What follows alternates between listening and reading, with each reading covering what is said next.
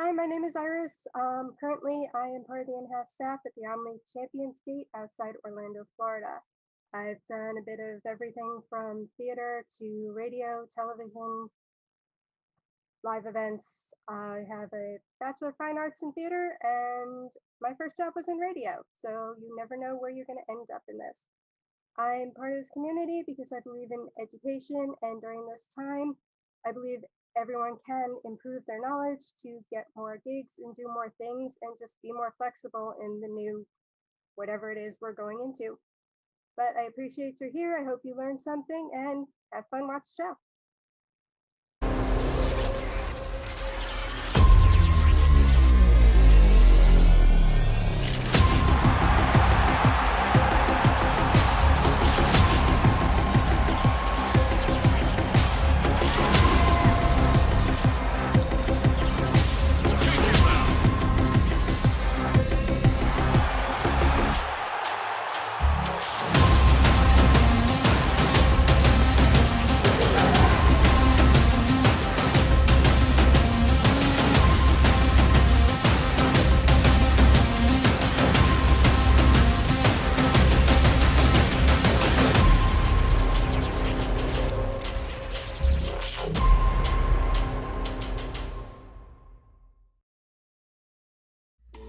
Hey guys, welcome back to another episode of AV Educates AV Tech Talks. I want to thank you for being here so much with us on the AV Tech Talks panel and on Facebook and everywhere else that you're watching us. So let's go into some of these house rules. We go live to Facebook every Monday at 7 p.m. Eastern Time. You can get notifications by when we go live by following the AV Educate page on Facebook, and while you're at it, join the AV Educate group. We'll drop the link in the comments. If you want to join the Zoom room by texting 407-504-7690. Again, that number is 407-504-7690. This number is only used for our panelists, and you won't receive any spam texts from this number, but you will receive weekly invites to the Zoom room. We're opening the rooms at 6:30 p.m. Eastern, and we close the doors at 6:55. But keep in mind, panelists have to participate and have to keep their cameras on during the talk. Moving forward, due to the nature of streaming, there's a bit of a delay between when we say in our Zoom room and when it hits Facebook. So when making comments or asking questions, please provide some context. The user interface becomes more sleek, and this will lead to more meaningful engagement. Now, be the sharpshooter in the room. No questions are too basic. AV's mission is to help through knowledge.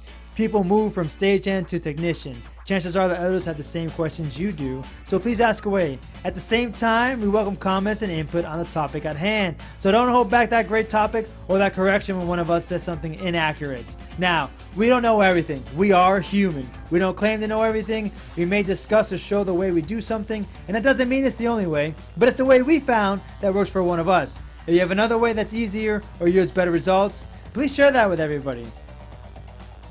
The whole session is a live Q&A. Our questions will be discussed, the topics for about an hour, and then we'll move to more about a round table discussion. There's no formal Q&A section. Again, the whole session is a live Q&A, so don't wait until the end to ask your questions or to make your comments. And finally, a shameless plug. Please follow us on Facebook, YouTube, Twitter, and Instagram so we can grow bigger and collaborate with even more amazing people just like you. That's all I got, guys. Back to the main room, back to Zoom, and back to you all in Facebook land. Again, thank you for being here, thank you for watching, and thanks for sharing. What is good, everybody? I know that intro video said something about Facebook. It's wrong. I think our guy needs to get on that because we're on YouTube now. We're on Facebook. We're right here on the webinar. I know I look a little different right here. Not at my normal RGB light up glare setup. I'm missing the beanie, my bald head showing with my long hair. But we're going to get through this tonight. We are back for round two of the Zoom side with Ed and Jeff. But before that, I'm going to kick it over to Omar so he can introduce everybody that's going to present tonight. All right, so I got the message. I'll work on creating it for the new one because we do go now live to Facebook and YouTube. So I'll make sure to make a new one for that, make it a little more interesting, a little more pizzazz, as we like to say, right, in the AV side. So real quick, I don't want to talk too much, guys. I want to jump right into this. So I'm going to go ahead and let us start off with Ed, who's going to be a presenter today, with Jeff from the Zoom Test Kitchen. We're going to do, I guess, part 2, because we missed a bunch of questions. So I have some that we have right here, but I know there's a flow we want to go through before we get to these questions that we missed. So before I get ahead of myself, Ed, please take over and make sure that we're going in the right order here before I just start asking a bunch of questions, because I got a list, man. So I'm ready when you are. Great. Thanks, Omar. So yes, today we're going to catch up on the questions we missed last time. We got a couple extra demos, some new stuff that Jeff and I are prepared to show you. And Jeff, can you welcome our first kind of demo, kind of explain what we're going to do and kick that off, because this was something special that you brought into us last minute. And I really want you to kind of give the audience an overview about what we're about to see. Yeah, absolutely. Hello, everybody. Jeff Widgren from Kansas City, and we have a Spanish-speaking guest. He also speaks English as well. But Pablo and I have worked together on some productions, and he has done us the great service of language translation services. Commonly, he's based out of the mountainous, beautiful area of Utah. But today or tonight, he's I can't remember. He's down close to Argentina, and I called him just a little while ago, actually, and said, "Hey, can you do this?" And he said, "Absolutely." So I'd like to welcome Pablo. Thank him very seriously for giving us 10, 15, 20 minutes of his time, so we can demo live translation services. Live streaming is a bit of a challenge when it's just targeted streaming to like a YouTube or Facebook and having to have multiple channels and so forth. But it couldn't really be any easier with Zoom, because all it takes is, if it's a webinar, a present panelist who can speak 2 languages, the main one and the one to translate to.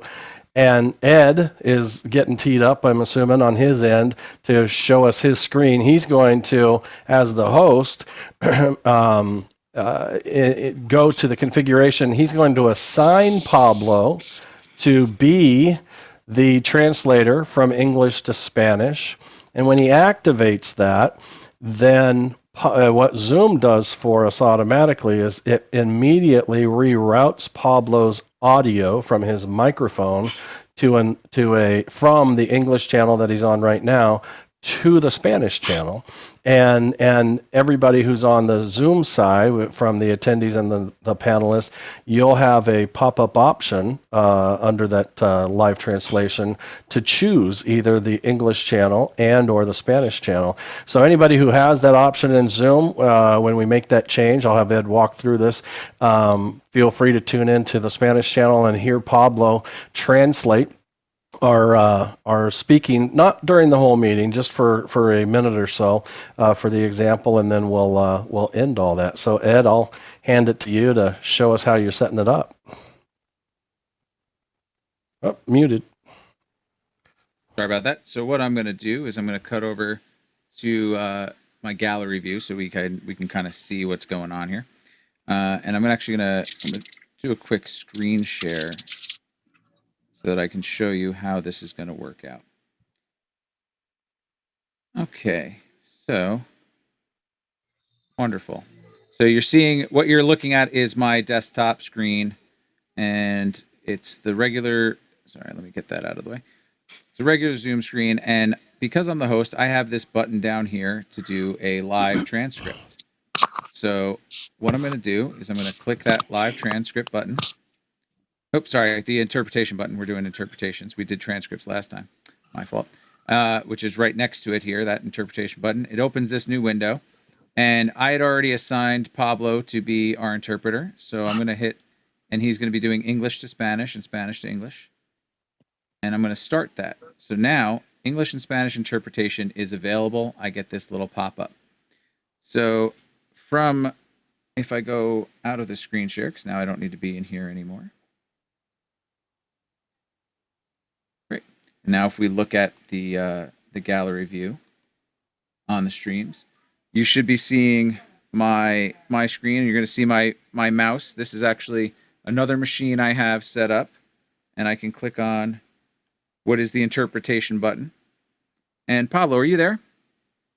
He's translating currently on the He's other translating. channel. Yep. Great. So what I'm going to do is I'm going to switch over Lo que voy a hacer to ahora es que voy a cambiar al área de español y en la transmisión ustedes deben estar escuchando la traducción del español, ¿sí?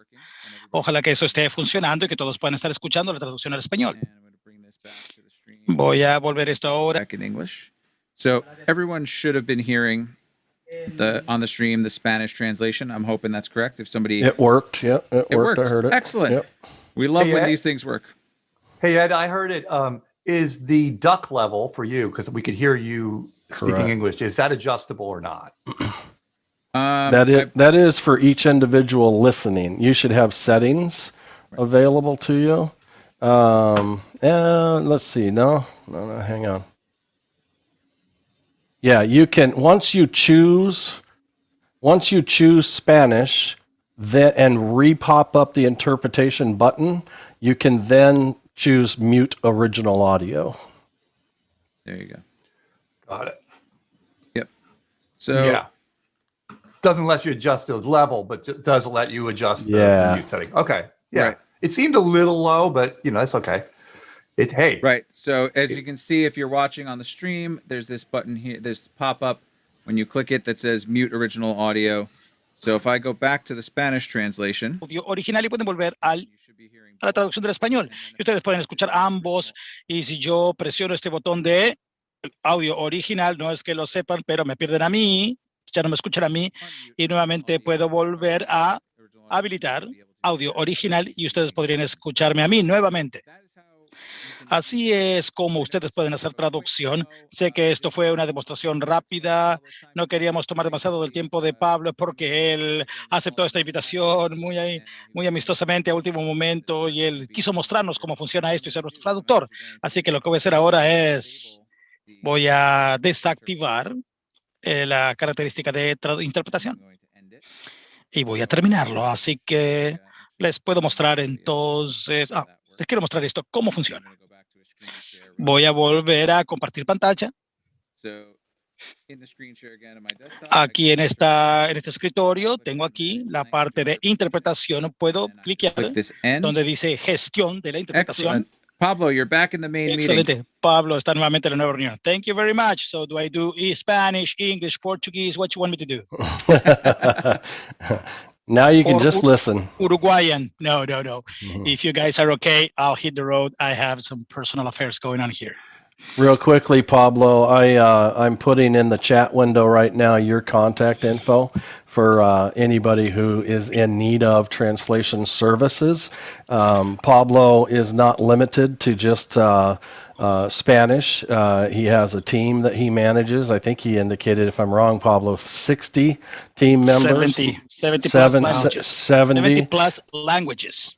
Yeah, 70 class languages. So it's really, we had an example of Spanish.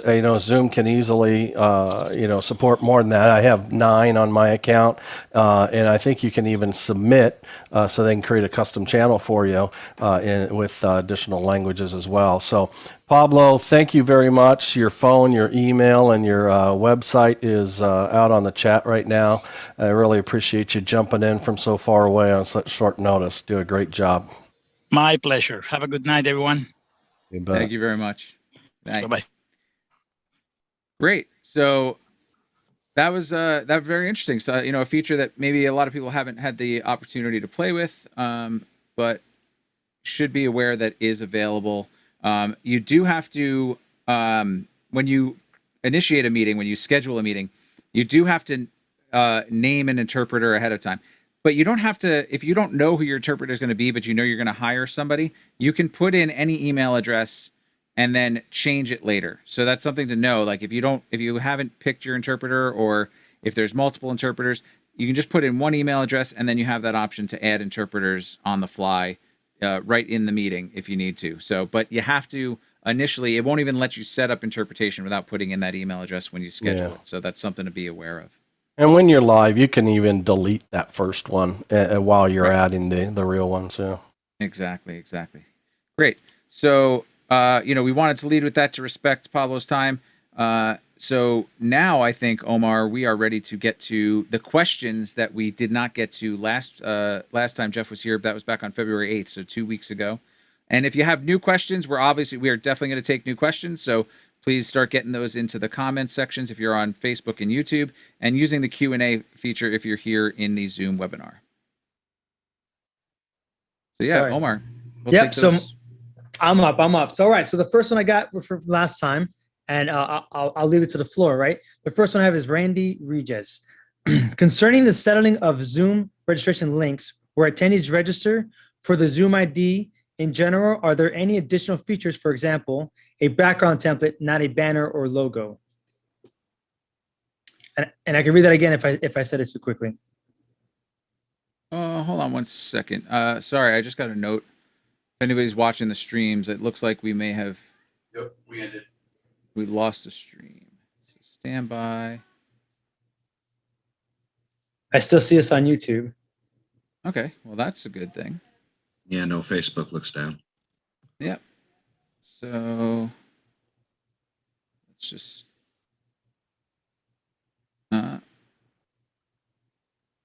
Interesting. Looks like it's not set up. So give me a second, Jeff. If you want to handle that, I will. I'll try to get us back up on Facebook.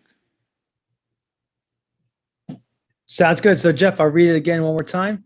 So Randy Regis says, concerning the setting up of Zoom registration links where attendees register for the Zoom ID in general, are there any additional features? For example, a background template, not a banner or logo, is the question from Randy Regis. Yeah, I don't believe so at this point. The banner and logo is about as much branding options as I have been able to identify up to this point. I'm unaware if they're going to add to that or not, but at this point, I think it is a known limitation. Okay. So I'll go on to the next one from Ray Harris. Ray Harris asks, does that mean that, I'm sorry, not just a coincidence here. Does that mean that you can use several practice sessions by making another occurrence, or just one more for each occurrence? Yeah, I think this was a live question, typed out that while we were talking about single-use practice sessions on webinars versus, and so you go in and you're in the practice session that you've enabled when you've scheduled the webinar, and then once you click on that start webinar, your practice session is gone and you can't get back to it. And if you're into the scheduled time, even if you kill the webinar and restart it, you won't get the practice session option again, and it's burned, if you will. The trick around that, I learned it from Ed, which has just become a real lifesaver. I still occasionally will schedule, like if I'm just doing tech testing, other webinars so that it doesn't stomp on anything, because the trick is on the officially scheduled webinar is to make it a recurring webinar. And whether it's every day, every week, every month, whatever the case may be, I usually do once per month a single occurrence. That's all you have to do is create just one additional occurrence. Just the sheer fact that it's now a recurring webinar enables us to start and stop practice sessions, webinars, kill them, come back, do it again, and so forth without any seeming limit that we've been able to find. I just say, the one incident that we had, we made one recurring, not knowing that one of the administrative folks who were helping with registrations and emails and so forth was going to be sending out more panelist invitations. And when they do, those panelist invitations have the recurring dates, and that confused a couple people. So I would say timing is of essence in the sense that that you try to confirm that your panelists. It can be, if you really want to take advantage of it, the day of the event. Then you just make it the first thing on your checklist is change the webinar schedule to recurring so that you can do it all morning if you need to, and then go from there. And added to that, it's why do you want to go start the webinar?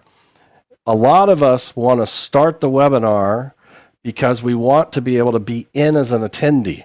And there's actually a way to avoid that as well. You can actually do a full-on test even as an attendee in practice mode, and that is send yourself or somebody a panelist link, let them come in even during the practice session. It's the only way in. An attendee can't get in during practice mode, and then demote them as the host down to an attendee. That it will let you do even in practice mode. So kind of pick your path, but they both work really well. Yeah, and that is some very good advice there. And I have actually one scenario as soon as you were saying it that I could think of that I was like, oh, that would have been good to know a few weeks ago. But moving forward, so there's another question from Ray here again. Something about time here. So does the 30-hour limit include passing off host? See, that's a good question. We talked about those 30-minute time limits, and just so everybody knows, we're back up on Facebook. I'm not sure what happened, but we are back live. So we'll figure out how to stitch those together later on. But yeah, so one of our poll questions, I think, from last time was about a 30-minute time limit, a 30-hour time limit. So oddly enough, Jeff and I found when we were doing a little bit of research that you can have a meeting last up to 30 hours idle. And one of the situations was the conditions were if you had join before host enabled and 2 people joined and no host joined, those 2 people could be in a meeting for up to 30 hours with nothing, no host going on. Those could be 2 free accounts and it's just open for 30 hours. So in that situation, there would be no passing of host. It would be a situation where you open you had joined before host enabled, and then those 2 participants joined without a host, and they could have a meeting for 30 hours. So I haven't spent 30 hours to test this myself, but this is according to the Zoom support document. So if anyone wants to take on that homework and report back to us, we'd be happy to hear about it. We just don't want to see the whole video. So I don't got that kind of time. What else we got, Omar? So the next question actually comes in from Ray as well. And she wants to know if you can show us how to force speaker view. Okay, so interesting. In a meeting, you get the ability, sadly, I can't show it the way it works in a meeting, but under the view in the top right corner of your main screen, you would have something that says follow host's video order. Now, that doesn't show up until you've rearranged the gallery view. So if you rearrange the gallery view, then you click that view in the upper right corner, you'll see, if you're the host, you'll see a new option that says follow host video order. And then that will make everybody in the meeting follow the gallery view that you have set up. Now, in a webinar, it's a little different, which that I can show you. So in a webinar, I'll show you what we have. Share my screen again so that you can see. So we're looking at my gallery screen as the host. I'm moving my mouse across, and I can click on the view up here. And then they've moved where the attendee view options are. They used to be buried in the participants tab. So you had to go to the participants tab. You would have to click on the more. So if when you click on participants, brings this up, and then you have attendees and panelists. There used to be a more, so there it is. It used to be here. It might even still be here. Yep. So no, it's not here. This gives you your permissions for attendees. So I can allow attendees to unmute, to rename or start their video, or panelists. And then attendees are allowed to raise their hand or view the participant count, which if we did that up here in this bar, you would see how many attendees there are. And all the view options for attendees used to be added on to this window. So if you wanted to change from speaker view to gallery view, you would have to go all through this to be able to do that. So in one of the most recent updates, they moved that for webinar to be here.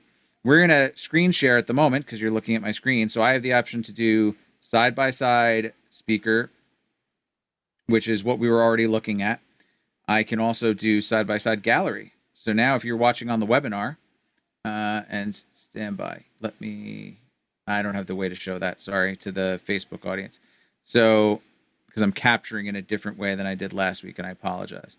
But the webinar attendees are getting that side-by-side gallery, or I can go standard view, which as attendees, you can see now puts the little ribbon at the top, and then the screen share below it. So I'm going to go back to follow host's view. And what that does is that will toggle between my speaker or gallery view. So right now, if I go to speaker, we're in a screen share, so it's not acting the way it should, but I can go to gallery and it'll whip back to gallery. So that's where you would find those views that I believe Ray was asking for. Great. With more forceful power in a webinar and less force in a meeting, right?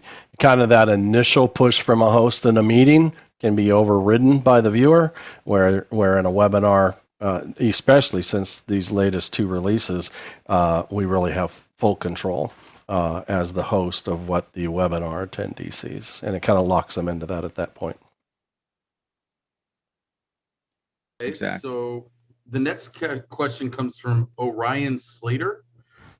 He said that you guys had mentioned on Discord about demoing a demo of beating the pin spotlight conflict. The pin spotlight conflict. How do you do that? Right. So this was one of the things I had talked about when I was doing ISOs. And stand by. I'm trying to think how I can demo that for you. So one of the things I didn't retest to make sure the behavior was acting the same, but when I've done ISO recordings, what I've been able to do is set up extra machines into a meeting, signed into other accounts, and I've made them co-host. And what I've been able to do is pin the people I wanted to record on the first windows, and running in dual monitor mode, also pin them on the second windows of Zoom. And then still been able to spotlight from the main host machine and not have those pins disappear. It's something I needed to retest, and I apologize that I didn't go and retest it this week. So I'm going to do that, and then I'm going to post some results in the Discord, and I'll see if I can make a video of it to show how it works, because it's really, really powerful. It's kind of how in Zoom rooms, that's the same kind of thing. If you have actual Zoom rooms, you can, once you initiate a pin, you have the ability to replace pins, and the spotlighting won't ruin that. But if you actually remove your pin, then the spotlighting will take over, and you don't get to put a pin back while somebody's spotlighting. So I'll do a better demo on that, and we'll put it up in our Discord. And then maybe, Chris, if you can post the links to our Discord so people can join if they're not already part of it. That would be great. Jeff, you have anything to add on that? I think, speaking to the general concept is, start your pins before your spotlights, right? And we know in Zoom rooms that wins. I think your test and validation of that inside of meetings with dual monitors and so forth will be a fresh find to see if it's completely replicatable, right, reproducible each time, and because that can be an issue. I've had my pen stomped on, and the other thing is if that works, don't unpin while there's a spotlight. Otherwise, it will lose its winning capability, and spotlight will take over until you remove the spotlight and beat it with a pin first, and then spotlight again after. That seems to be the case. That's what we're going to be going for, right? In the test, that's what's going to be tested. So if anybody wants to go run with that, that's what I talked about kind of just in general. That's what is going to be tested. And so then more than just us can reply with some findings and see if we have some consistent findings amongst multiple folks. That'd be great. And actually, you know what? Tomorrow is another meeting of the Zoom Test Kitchen. So that would be another place where we can test this out, where we'll have multiple people that we can try pinning on various machines and whatnot. Yeah. So, and that's going to be at 3 p.m. Eastern time from the Zoom Test Kitchen group. You can join that group on Facebook. and then join the fun and join the party. We meet Tuesdays and Fridays, and I think tomorrow I'm going to be kicking it off, and then Jeff will be joining us partway through. But that's Jeff's group. He's the founder of the Zoom Test Kitchen, and we'll make sure we'll put that on the list for tomorrow. Yeah, absolutely. Yeah, and we'll make sure to add that on the YouTube side as well. So very good comments here, and Ed, I look forward to a little mini video to troubleshoot that or be with you guys tomorrow in the Zoom Test Kitchen with everybody else playing with those little tools.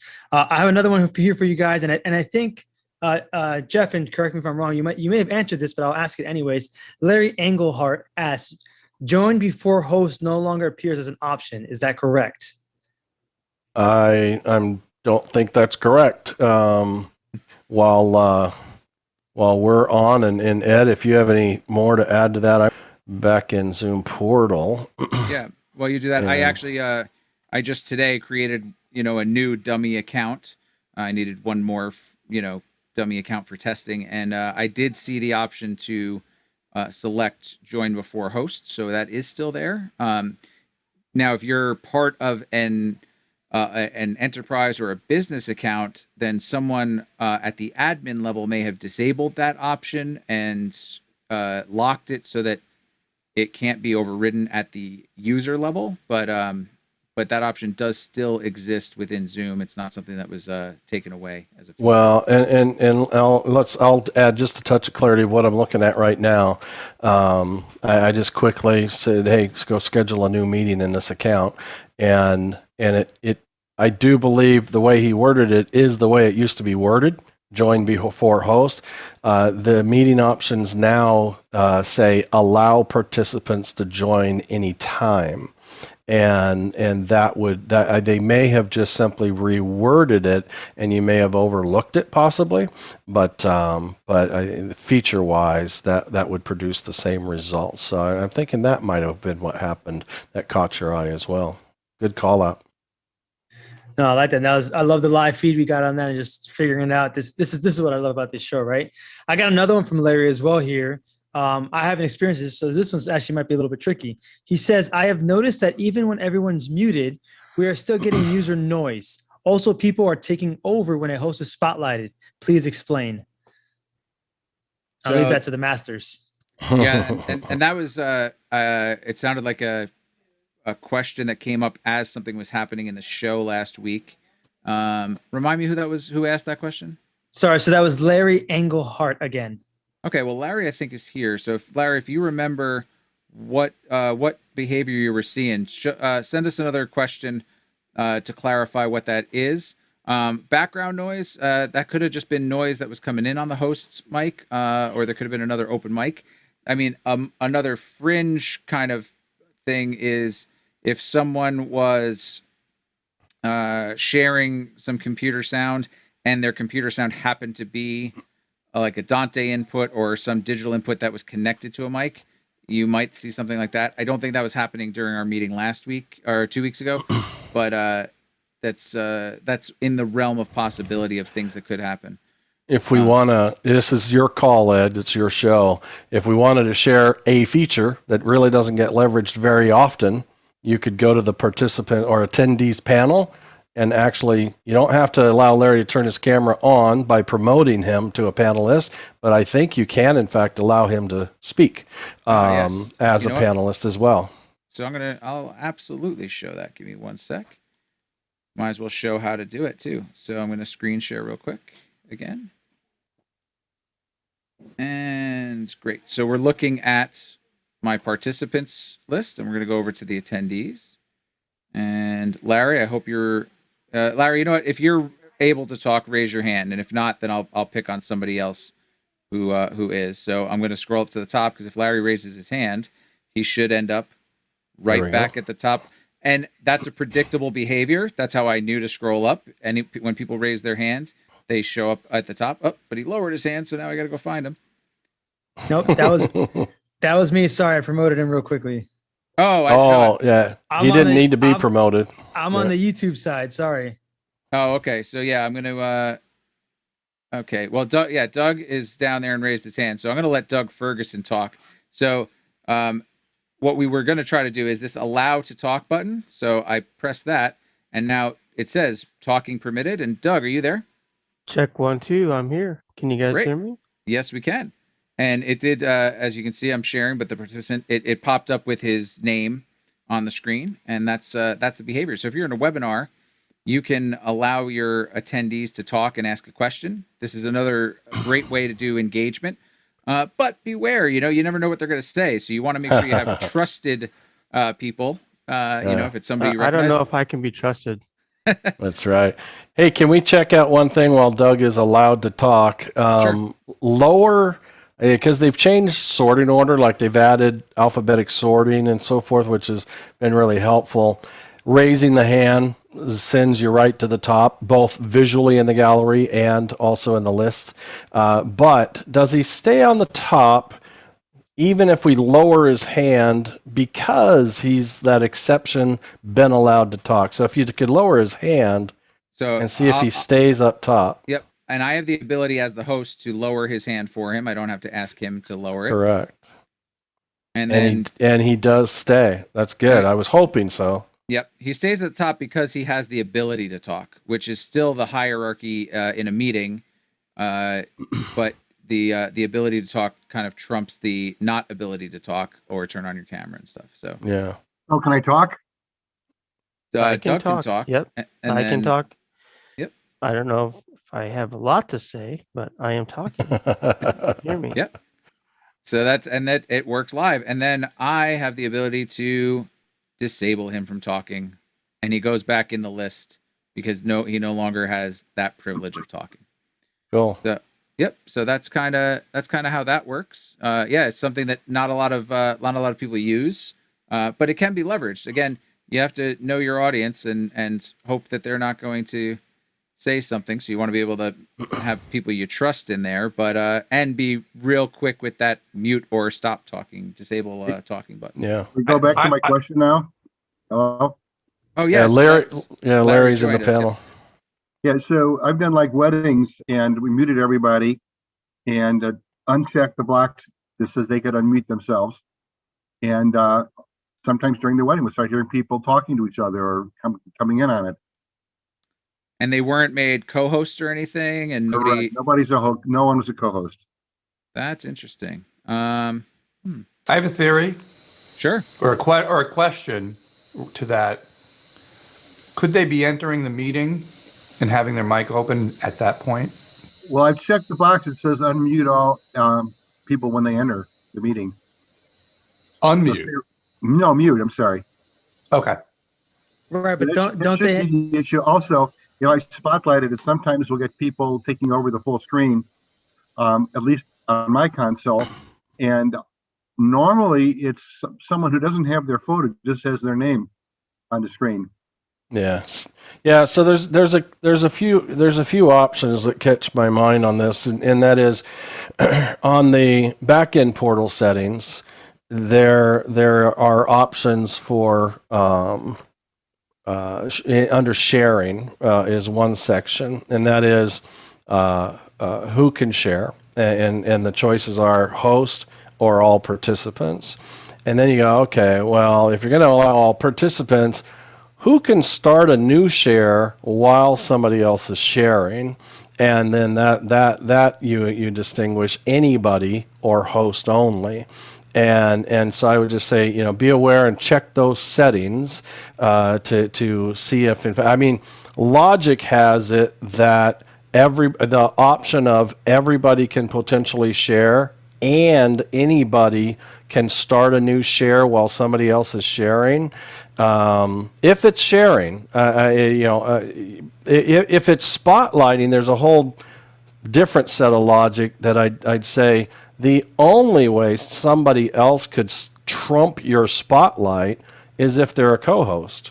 And so you indicated that they're not, but there's a dark hole there in the sense that the logic and so forth. Now there's also, once you have the ability to share, the ability to chat, the ability for Q&A and so forth, still now once you start the meeting under the security icon down in your lower toolbar, you can by default, they'll probably all be enabled. You can uncheck the ability to, like if you have everybody join muted, but you don't uncheck that security option that says allow participants to unmute themselves. If that's checked instead of unchecked, they'll be able to unmute themselves even though you said enter muted.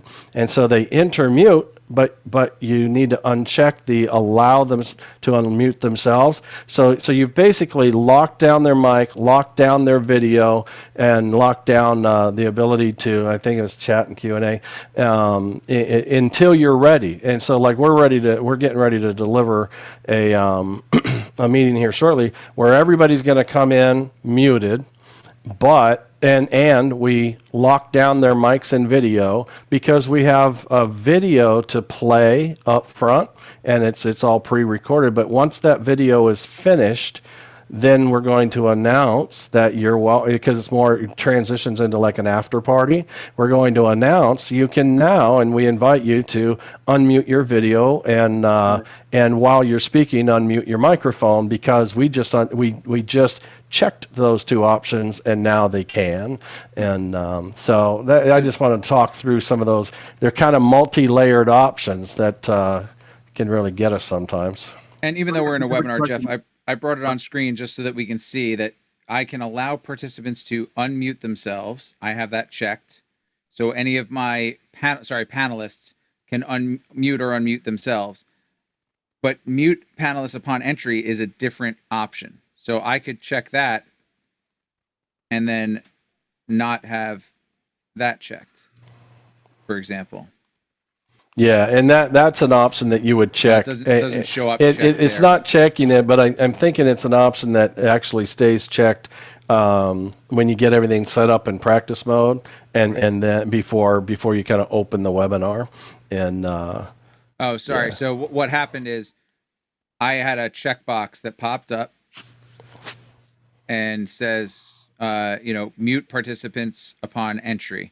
So then I can decide, do I want to allow them to unmute themselves or not? And that's another checkbox. Yeah. See, I'd call that dialogue out to Zoom right now, and that is the use of the name participants in a webinar should never be allowed because there is not a participant. There's a panelist and there's an attendee.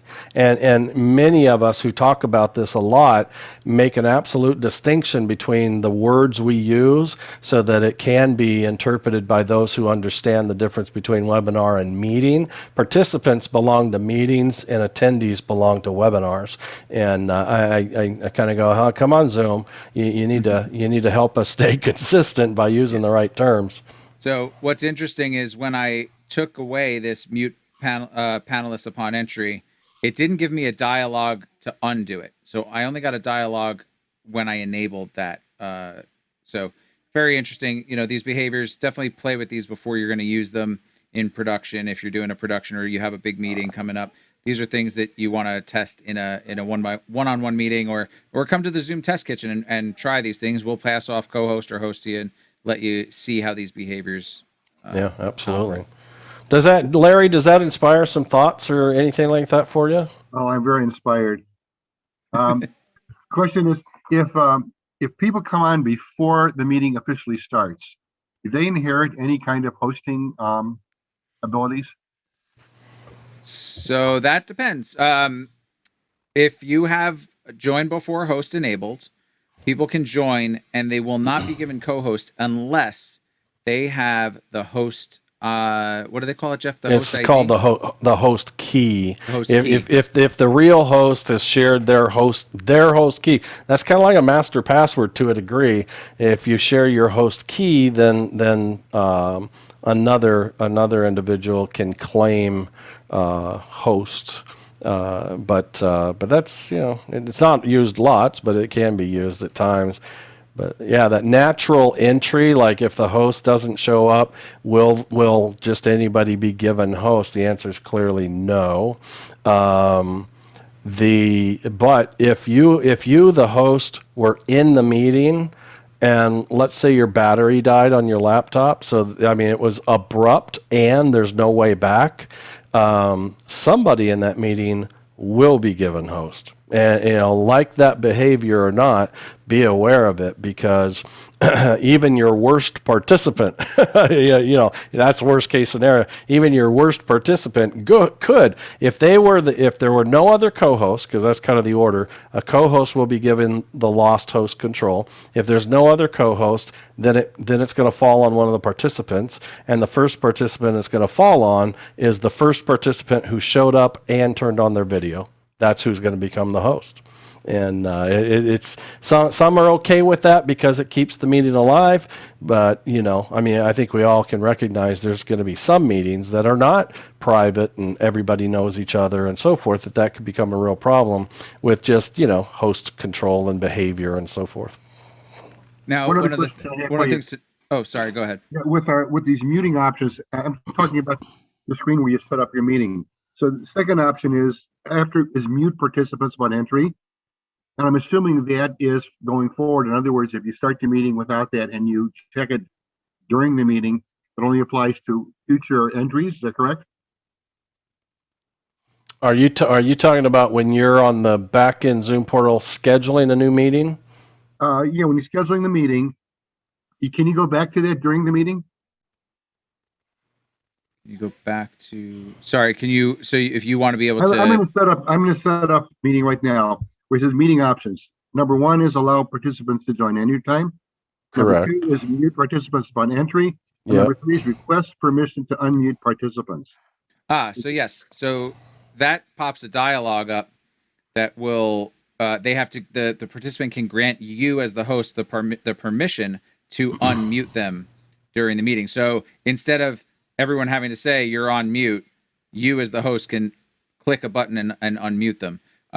You have to enable that ahead of time, and there's also an option to do that in the back-end settings that I believe has to be enabled first before you'll even see that option when you're scheduling a meeting.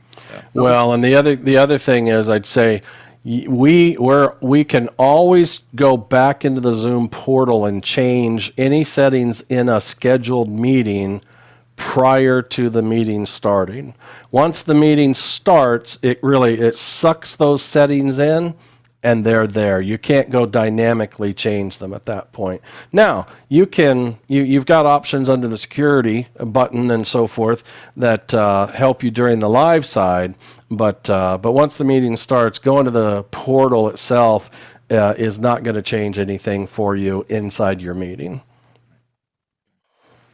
So, Larry, again, thanks for joining us Thank you so on much the panel. for everything you guys are doing.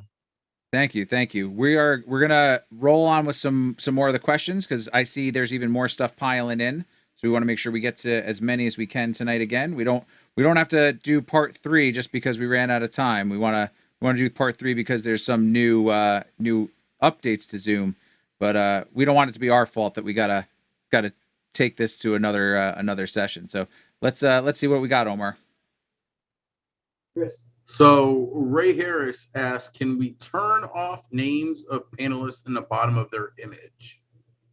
Yes, that's an easy one. So that is in your video. Sorry, actually, I got to see if it's in video settings or if it's in, I believe it's in video settings. Yes. So in the video settings within Zoom, and you know what, I'm happy to share one more time, and we can look at that. Why not? That's why we're here. They just approach their wording differently than turn off. Yep. So here, I'll close this. So from here, if you click the up caret next to your camera, you can get right to your video settings by clicking there. There we go. Click. And there is a checkbox right here for always display participant name on their video. So you can check that or uncheck it, and you will always see their name. So if it's unchecked, though, the behavior is if your mouse goes over your Zoom window, then the names pop up. And if it's checked, then they are just always there. So that's where you would find that. And Ed, to that point, can you talk about I think it's called screen scraping, where you basically are using a different system you're taking Zoom calls in, and then I believe what you're doing is you are rastering your box to get rid of where the name would show up. Yes. Like when you use NDI to crop in, bring it in, how do you crop to get rid of all that stuff? Right. So actually, if anyone is watching the YouTube or the Facebook, that's exactly what I'm doing right now. I have another machine that's in this webinar that has one view with gallery and then the active speaker or the screen share. And I'm using NDI to send that to vMix as two separate inputs. And then on the gallery view, I'm scraping away the look of the, and I'll cut to that real quick. So on the gallery view here, I'm scraping away where it would say, what are we looking at? This one. Up here above my mouse, it would say turn on original sound. It would have the recording bug, that little green shield that we see sometimes. Let me make sure that we can see that. Yep. Great. I have to look in many different directions. And then down here, I'm cutting off. You'll see my mouse disappear. It goes below that black bar, which I actually did something kind of fun today. So I'll play with that. So Ed has made this a full-length production, by the way, everybody. He's got like 3 monitors. He's full production mode here. He's got vMix going. He's full-length production mode. So it takes a minute to find everything. Yeah, what do I have? 7, 8, 9 monitors going right now. But so I'm scraping away from the gallery view. If you're watching on Facebook and YouTube, the buttons that you would have at the bottom of the Zoom window for the microphone, the stopping your video, the chat, and all that stuff.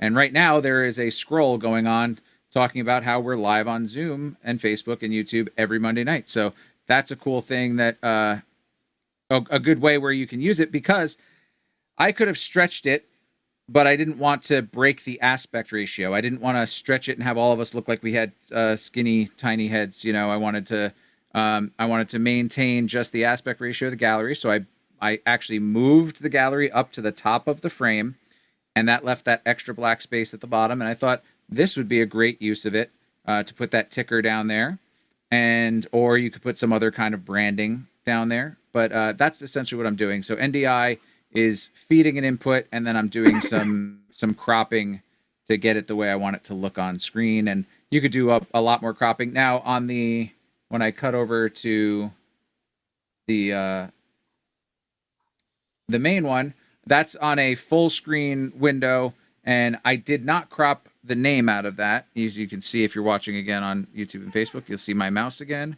My name is down here, and all the names show up. I chose not to crop it out so that when you guys are watching, you know who's talking. So it's all preference of what you do, but I could have just as easily gotten rid of what we like to refer to as screen debris. So. Great. I hope that answered the question. And then what do we got next? So Zach Anderson asked, speaking of this, perfect. He asked, do you have any tips or tricks for getting Zoom to work well with NDI as a pin source? Great. I mean, that's so essentially right now I'm not pinning per se. I have the second screen on active speaker at the moment. So any of us who speak will end up on there, but I could just as easily spotlight from the host machine and it would show up there, or from the machine that serves as the source machine that's being captured. I could pin to either the first screen or the second screen, and then that NDI source would scrape it. NDI scan converter is what I'm using, and then that's feeding vMix, which takes native NDI takes NDI feeds natively. What I used to do when I was doing OBS is I would do those as window captures, and it was a different thing. But NDI works really well for this. There's a ton of people doing it. Jeff, I think you do this sometimes too, if you want to talk about it a little. Yeah, absolutely. I mean, we kind of have to right now. Till Zoom maybe one day releases, the ability to take it out from via NDI. In the meantime, I think it's worth mentioning that Zoom OSC from Liminal Technologies is going to be providing that, I think, sooner than Zoom will. And so that's really exciting. But in the meantime, it's a circle of laptops and monitors around us when we're producing shows and capturing those videos. I get the sense that Zach's question might also be looking for maybe a little bit of discussion, tips and tricks around cleanliness and reliability of the captures. Like, don't try to capture a 4-up gallery. Don't try, don't try to capture a gallery or an active speaker. I mean, you might need the active speaker if you want one of those to be your capture and one that's changing to the active speaker to where you mix it in. But we in the Zoom test kitchen, we've done testing of like multi-spotlighting when it came out, multi-pinning when it came out, to see if in fact we could capture a custom gallery, and that is a multi-pin, which is a limit of 9. So we maximize, 3 by 3 to see if we could rely on it, and that is will the real estate remain the same if somebody drops, if somebody turns off their video, right? And turning off their video is okay because it turns into their name. And as long as you're still capturing their name and you're just not producing it out through your vision mixer. But if they drop, it reshuffles even the custom gallery. And so there's a lack of reliability on that being a real set source to be able to grab from. Now, the difference in that, I believe Zoom OSC is going to help provide some more stability as far as placement and names and so for the real estate. I'm still digging in a little bit deeper, so I'm saying that I've got a high percentage of likelihood there, but I would still need to verify with Andy, who's the developer there, to confirm that. Ed, you might know. You've dug a little deeper into that than I. So, this is great foreshadowing, Jeff, and you didn't even realize it. But Andy is going to be with us next week from Zoom OSC. He's going to come back. Last time he was with us in January, he talked about Zoom OSC 3.2.1. Since then, version 4 has come out. They're up to, right as of today, 4.0.3 on Mac and 4.0.35 on PC. So he's going to come back and talk to us about some of the features. Give us some demos, getting started with Companion and things like that. And then also he's going to talk a little bit about their next product that'll be coming out called Zoom ISO, which will have some NDI support. So those are great things to be looking forward to. So make sure you come back next week, because that's, I think, the real thing that's going to be a major game changer with using Zoom environments alongside vision mixing to really produce a great virtual event. The one thing that right now Zoom OSC will help you do is if you have pinning, if you're doing pinning and scraping and bringing those things NDI using NDI tools and the scan converter, where if you had a huge panel that you needed to capture, you would need that many machines, or at least half the number of machines if you were pinning on 2 screens, right? Where Zoom SC will help is you'll be able to switch pins extremely fast. Because the thing about capturing a gallery is you still get that gallery resolution. Those videos are very small squares, and it's not a full res. Like right now, we have a 1080p webinar, so our attendees get everything in 1080p, our panelists get everything in 1080p. So when I do a full screen capture, that's actually a 1080p source going into my vision mixer, as opposed to if I captured this small square on the gallery and then blew it up to be 1080, that resolution wouldn't look great. So the pinning with the NDI, that's where you want to be able to do it with the screen scraping. Somebody just changed our view. That's interesting. Yeah, so that's all I got to say. Check us out next week, because Andy will be really showing us some cool stuff with Zoom OC, and he'll talk a little bit about Zoom ISO, which is coming really soon.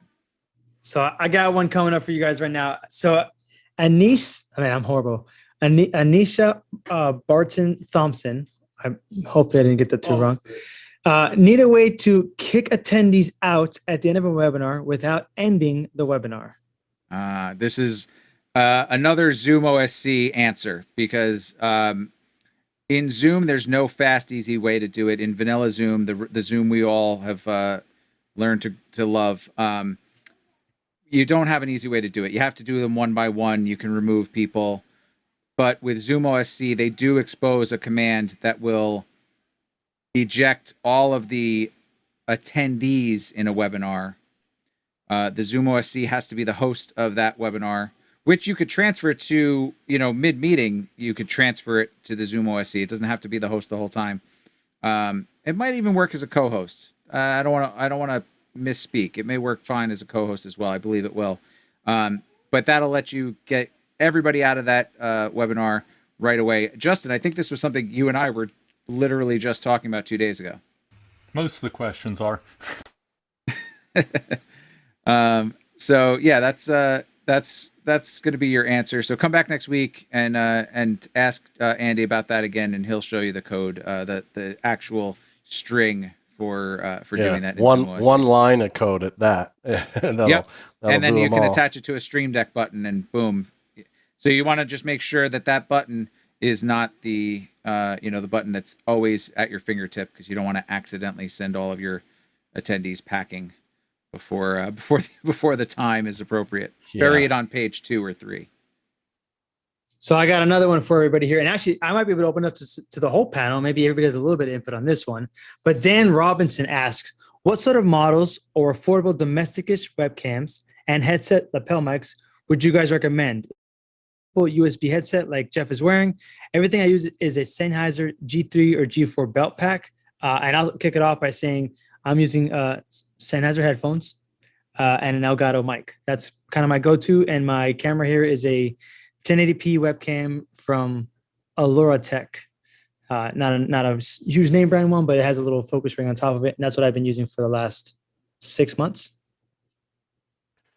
So the camera I'm using tonight is probably not, I wouldn't say it ends up on the top of the recommendations list because of its budget, nor did I buy it to be my primary webcam, but it ends up looking great and I've got it, so why not?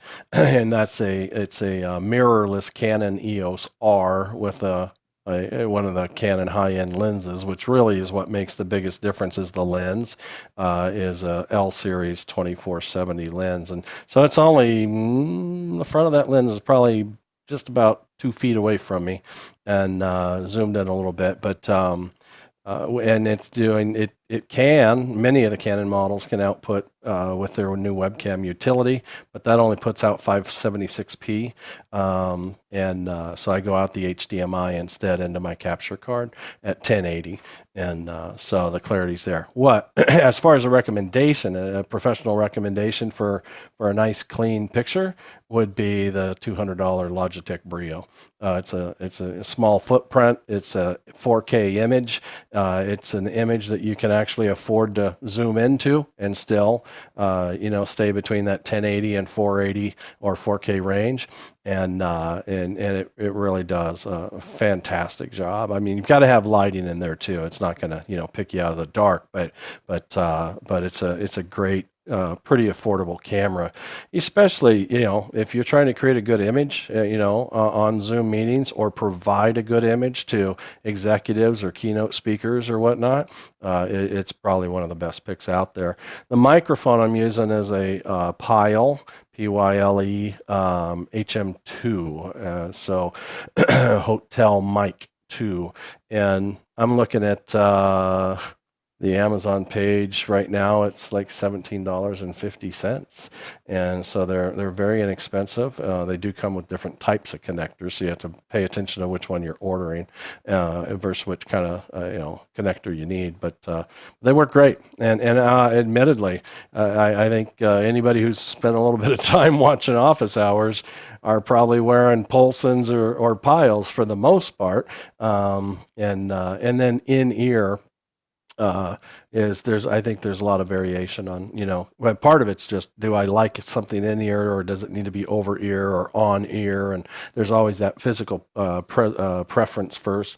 I have some old Shure earbuds, I should say, that I bought years ago. It was like the most expensive pair of earbuds I ever bought in my entire life. It was like $140 or something like that. And I mean, I'm talking probably 20 years ago. It was crazy, and it was a lot of money back then, but they still work great and they fit super. And so I've never gone and reinvested actually in in-ear buds for monitors. And I'll just quickly say, because Jeff brought it up, right now I'm coming in on a Brio cam, the Brio 4K, which does allow me to zoom in, zoom out, has a lot of options, and that it's one of those cameras too that someone can control over Zoom, so you can request camera control from someone who has a Brio. There's a bunch of other cameras that do it as well. The C920, I believe, is another Logitech one that does it. And then on the far end, they can actually zoom in and out and pan and elevation. Obviously, I'm using a Shure SM7B microphone. I've got a pretty elaborate audio chain, and I've got some in-ear monitors.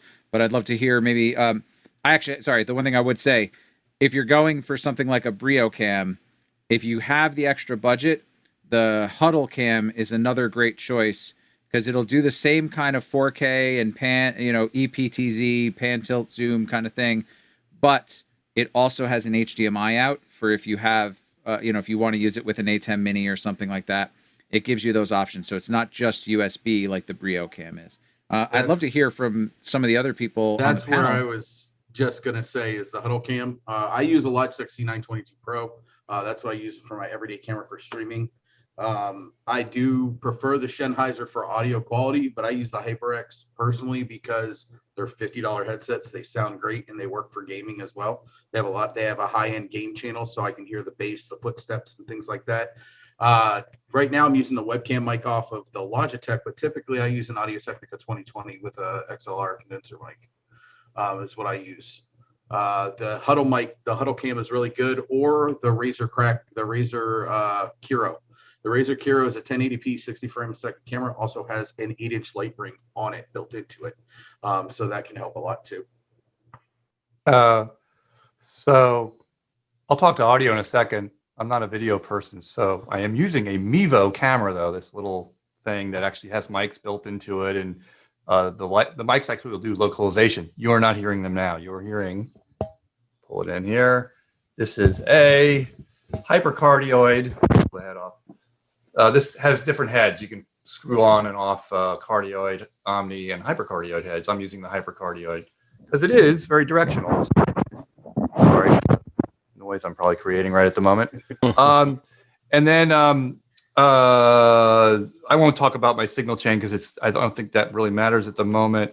I will say this, a couple things is, on office hours, I think the consensus is the Polson headset mic, which costs a few bucks more, like $7 or $8 more than the Pile. People seem to like that one better. It just sounds a little better. It sounds enough better that it's worth, I think, the extra few bucks, because it's not like going to break your bank, hopefully. The other thing I would say is that don't hamstring yourself with a USB mic. They have their place. They absolutely have their place. They're very convenient. The problem with a USB mic is if you want to expand, you can't plug it into anything. I think there's like 1 or 2 devices out there that'll bring a USB mic into a mixing environment, but I wouldn't go that route. You're opening yourself up to some aggravation. Mics that terminate in a standard XLR, or this one here, which is, I'll hold it up to the camera. This is a XLR Mini. This happens to be a lav mic. There are headset mics that terminate in this plug. It's a Shure uses this standard. And I think you mentioned that you have wireless. I think you have wireless. There's no reason to use wireless unless you're going to get up and walk around a lot. Why open yourself up to a point of failure? So what you can do is you can take this connector and you can plug one of these things on. There it is. This was about $109. This is made by a company called Ambient. And this one takes that 4-pin connector. It what it does is this mic requires just a little bit of voltage. And this, what you do is you turn fan and power on, and this takes that big voltage and adjusts it for the little voltage that this mic can accommodate. And this thing's great. I'm going to buy more if I can, but this thing has been very useful. And then the only other thing I would say is, what is your use case? So, for example, if you're doing theater on Zoom and your director does not want to see microphones, then you are stuck with not using headset microphones. You're using lavs, preferably a directional lav. This is a hypercardioid lav. It's not an omni. So that's good. It's going to reject a lot of sound around it for those of you who are used to using directional microphones like that. Then there's the Ed look here, who's got the big radio-looking mic in front of him.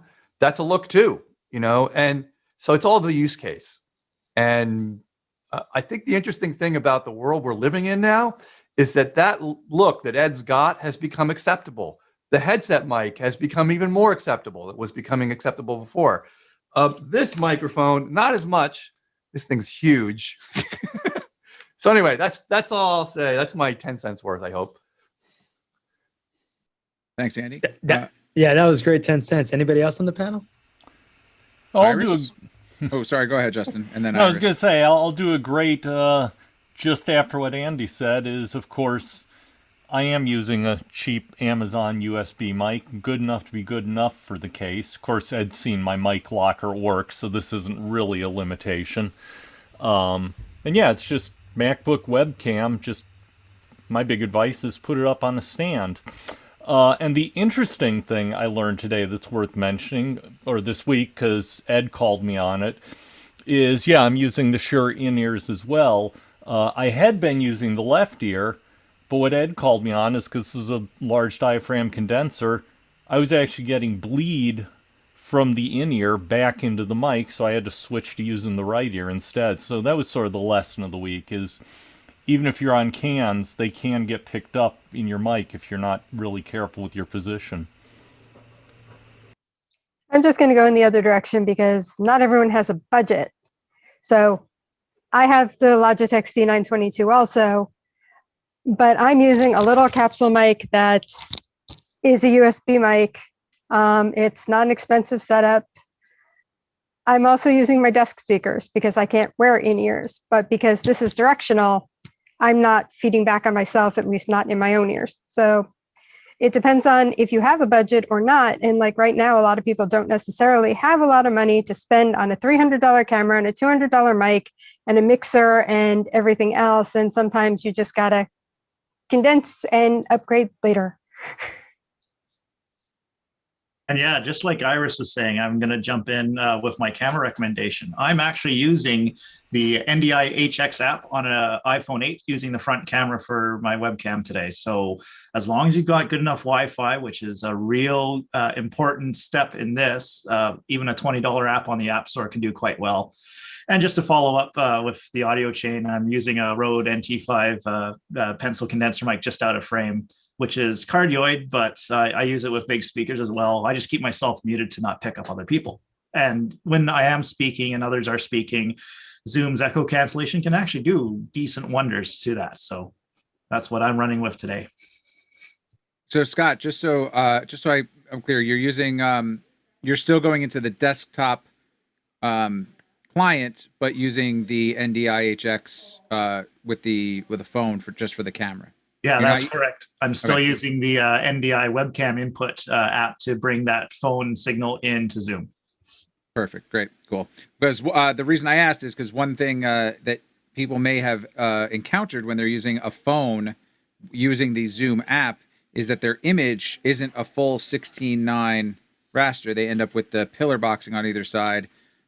Phones, if you're using the Zoom app on a mobile device, specifically phones, iPads actually will give you the full 16:9 image, but on phones you will not get a full frame 16:9 that's full width widescreen image. There's no way to do it. unless you're doing something like what Scott is doing, where you're still using the desktop client and you're just using the phone, either with NDI or if you have a connection to get USB into your computer and that works, or another program like Filmic Pro on another app, which can give you an HDMI out. That's the only way you're going to get the phone to actually do that. But using the client on the mobile device will not yield those same results. So I just wanted to clarify that, because otherwise, if you were using the app, I was going to say that's something new I didn't know. Yeah, no, that's a very important point to clarify, because with our experience seeing multiple people call in via iPads, not all of them are the same. And the older they are, the more non-16.9 they become sometimes. So it really depended on the age of the hardware too. And actually with mobile devices too, how you orient. Obviously, if you hold your phone in portrait versus landscape, it'll actually get even narrower, I think, as what you were alluding to, as opposed to if you turn it in landscape and then it gets a little wider, but still not a full frame. Exactly. Was there anybody we didn't hear from who wanted to chime in before we? You don't want to know. I'm using the laptop webcam and the laptop speakers and the laptop microphone. So, good job, Dell. Along with the blur, the new blur feature. The new blur feature is quite nice. And sometimes that's good enough. What can we say? You guys. Yep. That is one thing I do have to say for Dell laptops. Dell actually does have very good webcam and mics on them, to where if you do have a Dell laptop, you can get away with just using that webcam mic and that webcam in order to do your presentations or your Zoom meetings or anything like that. So Omar, what do we got next? I know, I think you said we have about 8 to 10 questions left, and Jeff and I do have a demo that we want to do tonight to show everybody. So maybe we'll kind of speed round a couple more questions, and then we'll make sure we start this demo before 8:30. Does that work? I'm down for the speed round. So I'll shoot off with this one. Justin Herminghaus, right? I got one right tonight. In webinar setup, is there a way to make a chat available to panelists only, not available to attendees? In a webinar setup, can you make chat available? Yes. Okay, I get what you're saying. Absolutely. So I'm going to do another screen share really quick. Just going to expose my chat, but that's okay. So, and then Omar, can you let in John, please? Okay, so in chat, when you go to the More section, you have some options in webinar to allow attendees to chat with no one, panelists, or panelists and attendees. So if you allow the attendees to chat with no one, then your panelists can just chat with themselves, and it won't go to, then the attendees won't be able to chat with the panelists, and nobody on the attendee side will see it. If they can only chat with panelists, then only the panelists will see it, and the attendees won't see all the chats that are going on. Here in this webinar, we allow the panelists and attendees to chat, so everybody should be seeing the chats that are going on in the chat, attendee or panelist. And then here you can pick who you want to send your chats to. So if I can select where did it go? Ah, there it is. So for panelists, I can pick just panelists, and then only the panelists will see that. Attendees won't. Or I can go panelists and attendees, and then that'll go out to everybody. And any of the panelists have those two options within a webinar setting. Does that answer your question, Justin, or did I miss something? Even if you've disabled it from the attendees, the panelists can still do that broadcast to all panelists and attendees, which I think is important to note. I really got tuned into that with a medical conference that we were doing, and we didn't want the chatter, from the audience, but the medical professionals had some information, hey, you can call this, county, organization, this and that. Here's their number. Here's their email. And yet they wanted the audience to be able to see that as well. And so the ability to broadcast out from the panelists to attendees, even when the attendees is are disabled from chat, I think is just a small important note to know. Yeah, I mean, Go ahead, Justin. Nope. I was going to say my particular goal, and I think we see it here time to time, is to steer questions to Q&A, not have them wander in through chat. Right, and we can absolutely do that. So, for example, I'm going to send to all panelists and attendees, if you have any questions, use the Q&A function, or feature. Boom. So then everybody in our webinar just got that from me to panelists and attendees. Now, saying that, of course, panelists don't have access to a Q&A feature when they're panelists in a webinar, as far as asking questions. Is that correct? You guys can't ask questions who are on our panel. You only have the ability, you can see them, but you don't have the ability to actually ask those questions. No. So yeah, we can respond, but yeah, we can't can't host. ask, right? Exactly. So great. No, moving on. Forgot a speed round. All right. So Randy Regis, I'm butchering that one. He asked 3 questions. I'm going to compile them into one because it's all about polls in meetings. Great. So he's asking, can co-hosts create polls? What are the best practices for creating poll questions prior to a meeting? And will Zoom ever have other poll question features besides multiple choice? Example, allow participants to enter the information. Okay. That's the co-host question. I don't remember. Omar, you're a co-host in this meeting. Do you have the ability to start a poll? Do you have a polling menu at the bottom of your screen? Yeah, so I have a polling menu at the bottom of the screen. However, it was already created, so I don't have the ability to do it. All I have the ability to is to launch the already existing poll that is in here. Okay, there's no edit at the top? Correct. There's no edit. So you can only Zoom Zoom documentation.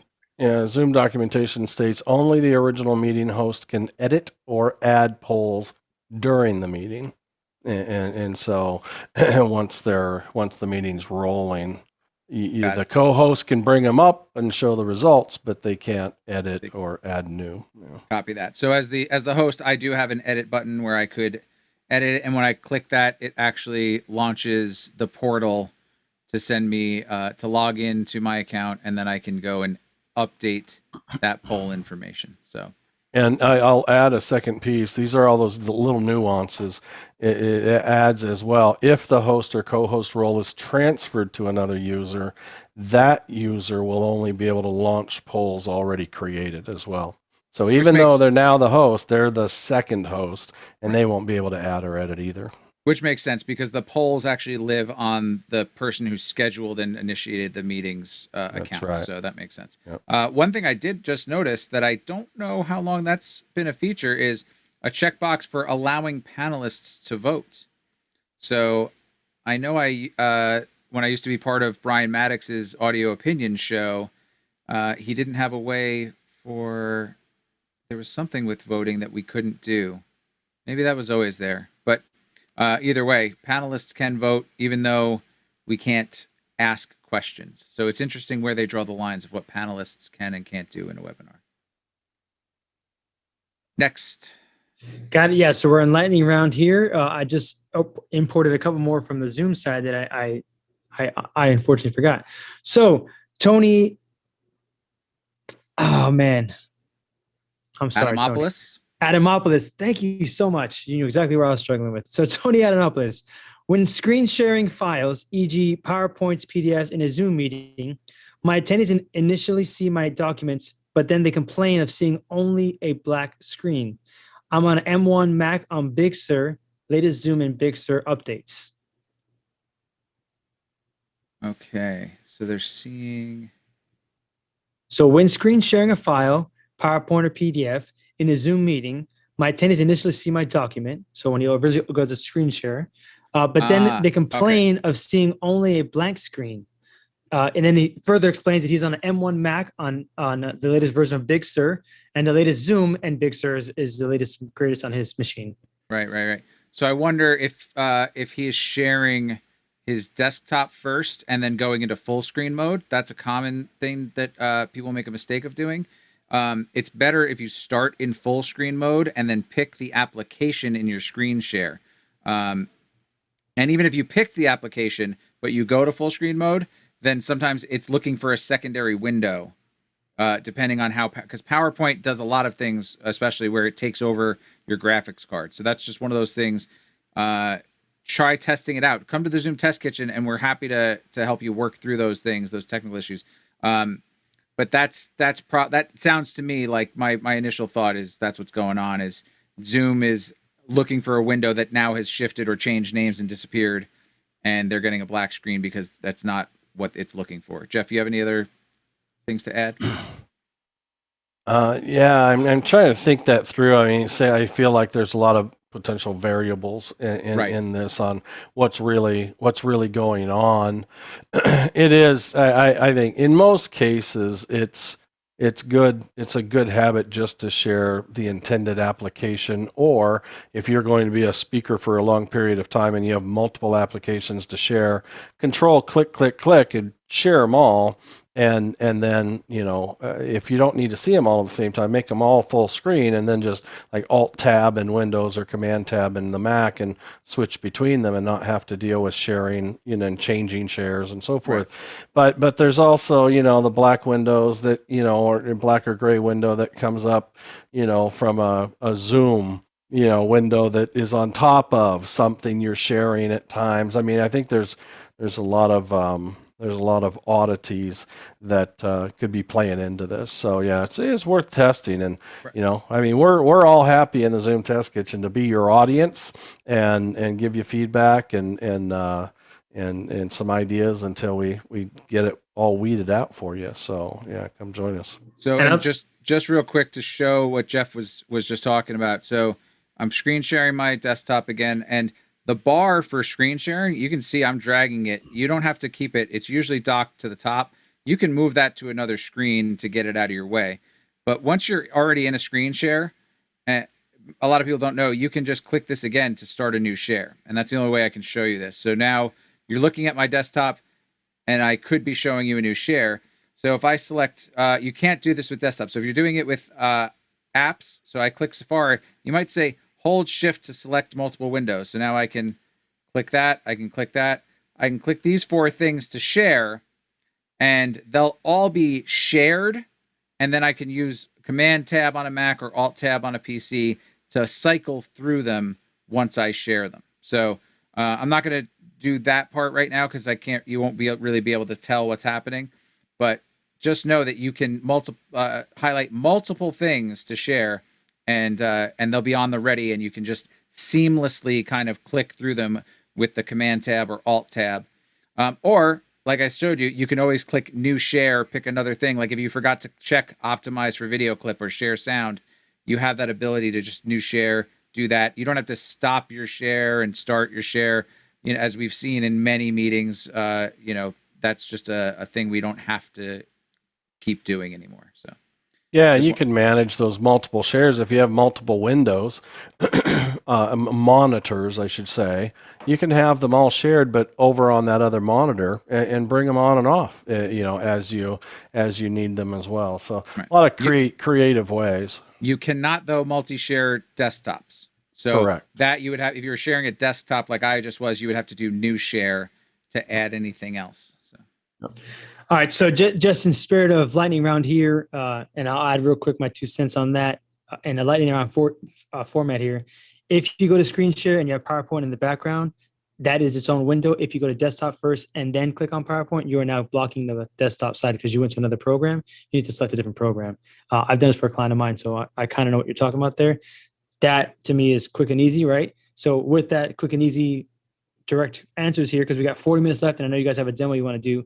Tim asks, and it's we'll go with Jeff first for this one, and the next one we'll do for Ed. So Tim asks, is there a way scaling down resolutions on Zoom as a participant/attendee, mainly participant attendee has a limited bandwidth? And again, that's from Tim Mann. Is there a way scaling down resolutions on a Zoom as a participant/attendee, mainly if a participant attendee has limited bandwidth? I would say I'll simply say no, but that doesn't frighten me in a sense in almost all cases because Zoom's doing that already. Zoom is measuring every attendee and panelist's connection, monitor size, bandwidth. I mean, it's doing that and it's changing on the fly. I mean,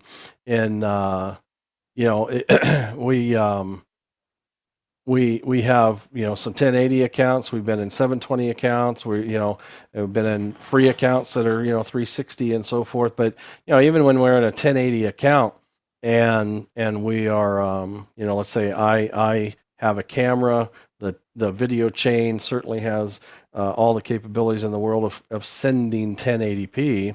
I can bring up my stats and see that it's not sending 1080p. And I'm just going, wow, why? And I don't do that anymore because I understand why.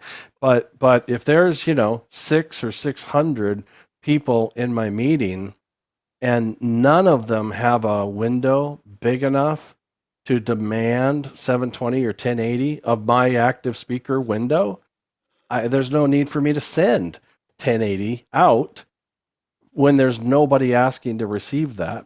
And so if that one person has a big screen of me, a full screen of me, for instance, then they're going to see on their received statistics 1080 if that's with the account's capability, but nobody else will. And nobody else is getting sent that. Why? Because they're looking at me in a small window.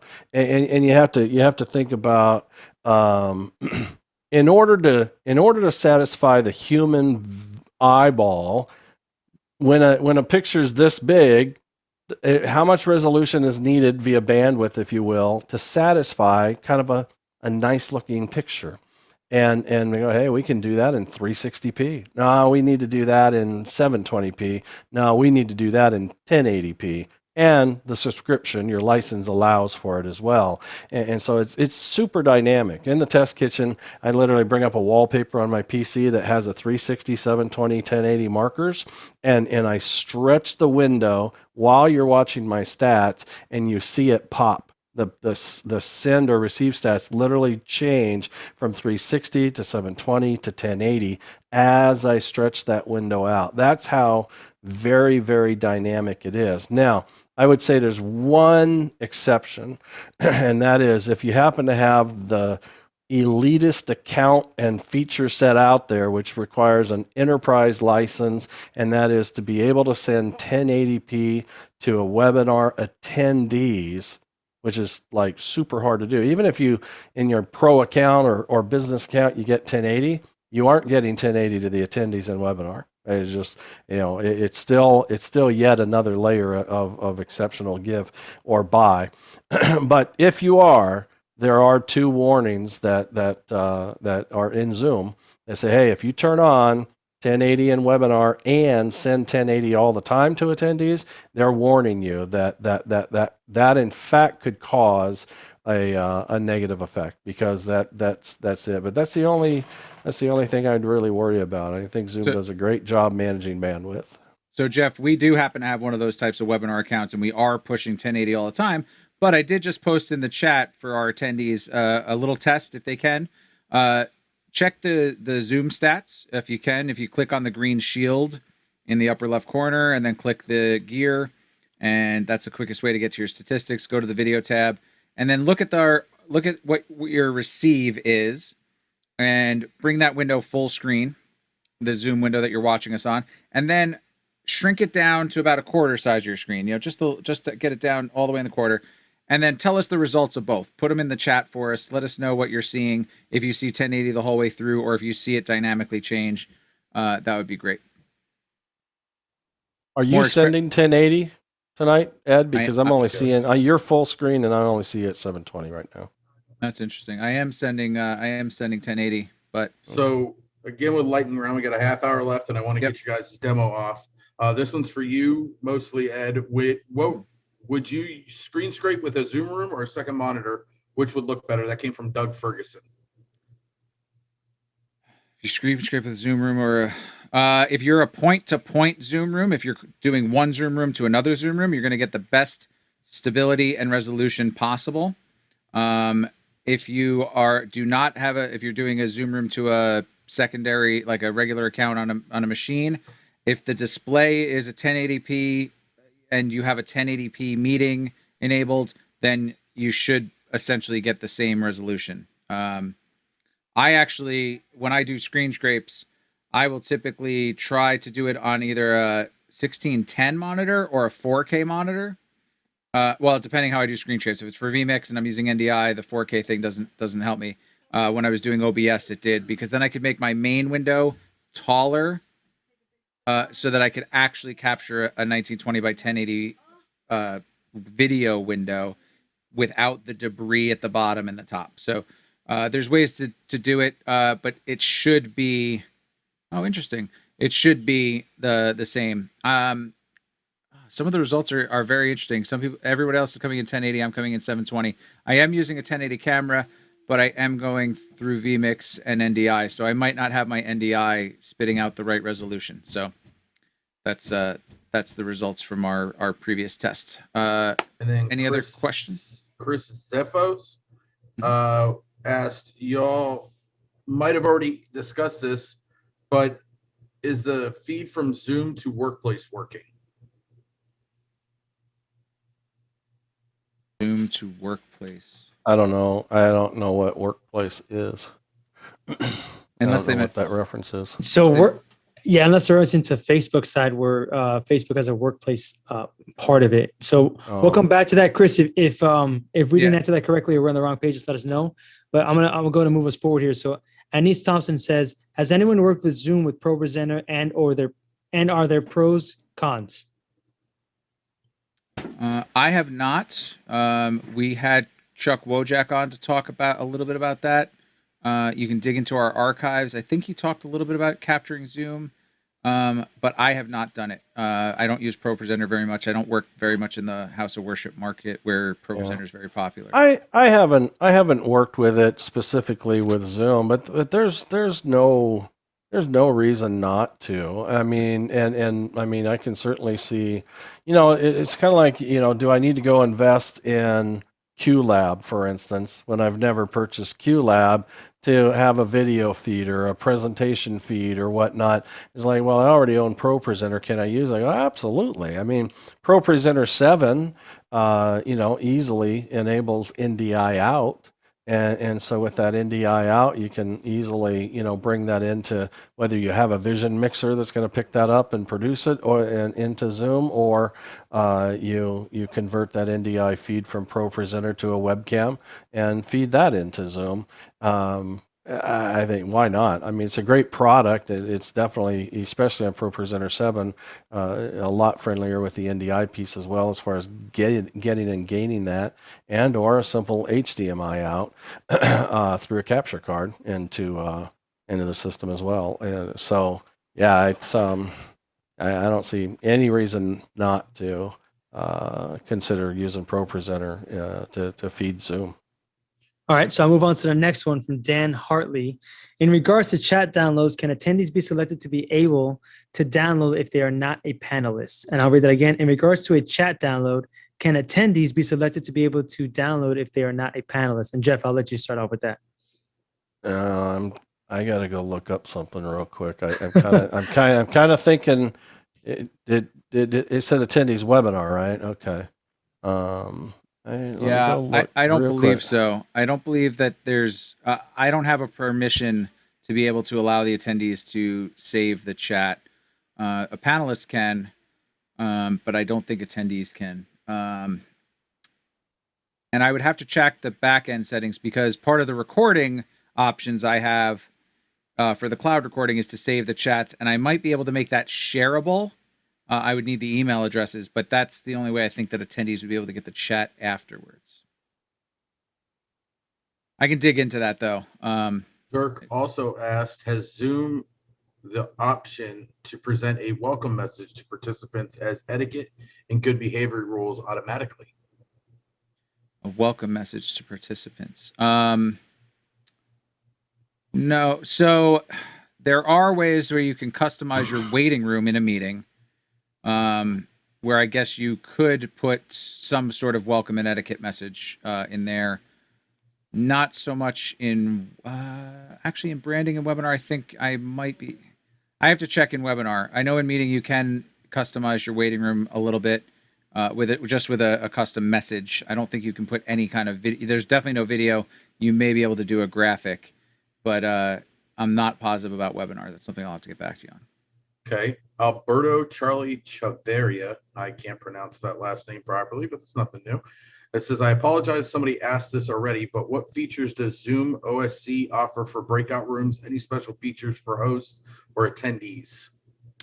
Right now, Zoom OSC does not currently support breakout rooms. That's something that's on their roadmap, but is not available at the moment. You can use the pinning functions if you're within a breakout room of Zoom OSC. If you are a host or a co-host, you would have to be made a host or co-host before joining the breakout room. That's just the function of Zoom's breakout rooms. But there's no spotlighting in breakout rooms, so you'd only have the pinning functions. And I guess if there were other Zoom OSC instances, you could do some of the muting and unmuting of participants, or if you had the permissions. Also, my understanding is one really very useful feature of the breakout rooms in Zoom OSC is it will track a participant who moves from the main meeting to a breakout room, and I think vice versa. It will follow them if you have set up your Zoom OSC correctly with the right identification of that participant. Yeah, it knows where they are.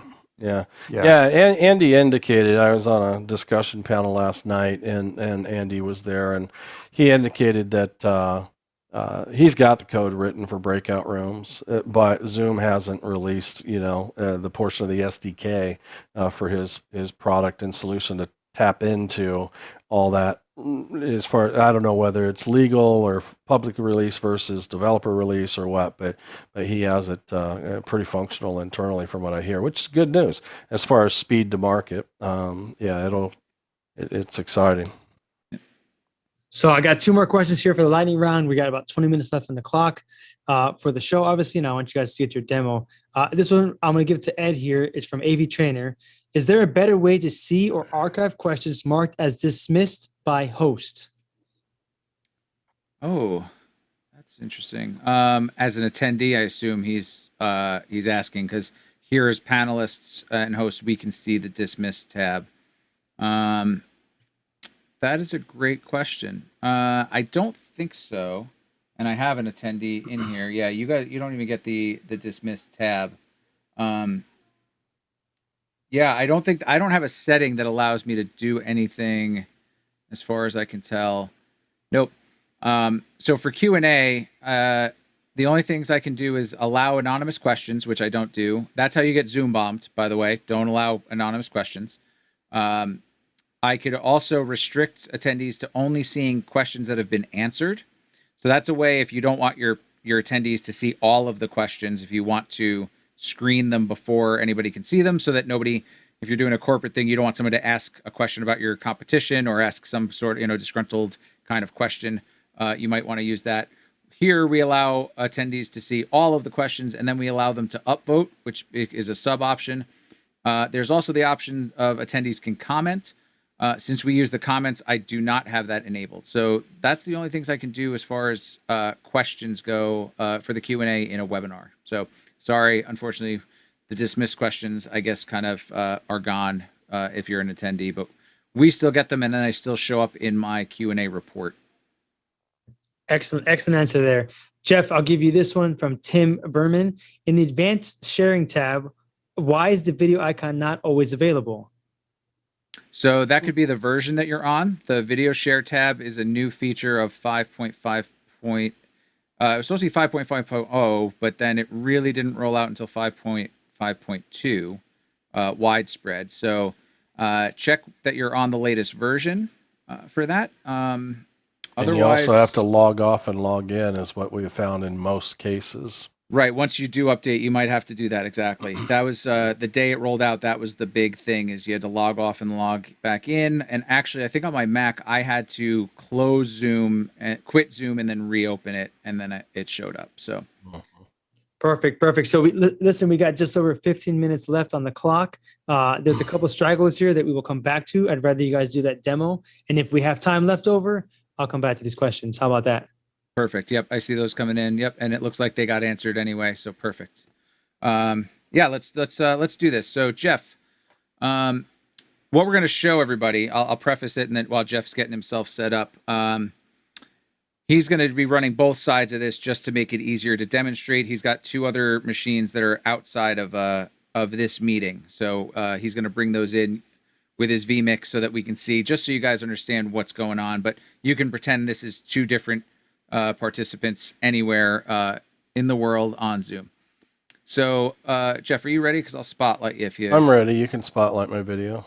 Great. I'm going to spotlight Jeff now. And you're going to hear me walk us through... There we go. I had to find that. Perfect. So, as you can see, Jeff has the home screen up on the Zoom app. So, and Jeff is... this is your Jeff at Stream Sharks account, correct, Jeff? Yep. Perfect. So, if you don't mind, if you can navigate to the Contacts tab, which is that 4th tab on the top. Do you want to set this up on kind of what, not just how to do, but why we're doing? Oh yeah, sorry. So what we're going to do here is we're going to show you guys how to add a contact to your Zoom contacts. You get a Zoom address book. If you are already part of a business or enterprise account or linked to someone else's account, you'll have internal contacts that just show up because they're part of your organization. This will add them to the, what we're going to show you will add them to your external contacts, as it's called. So what we're going to do is add a contact and then show you how, once someone is in your contacts, you can invite them to a meeting very quickly. This is a great idea for anyone who's going to be putting on, especially a webinar or any kind of presentation using Zoom.